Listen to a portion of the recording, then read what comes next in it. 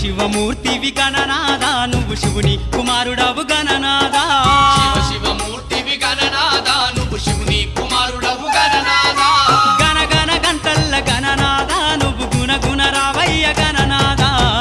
శివమూర్తివి గణనాదా నువ్వు శివుని కుమారుడవు గణనాదా శివమూర్తివి గణనాదా నువ్వు శివుని కుమారుడవు గణనాదా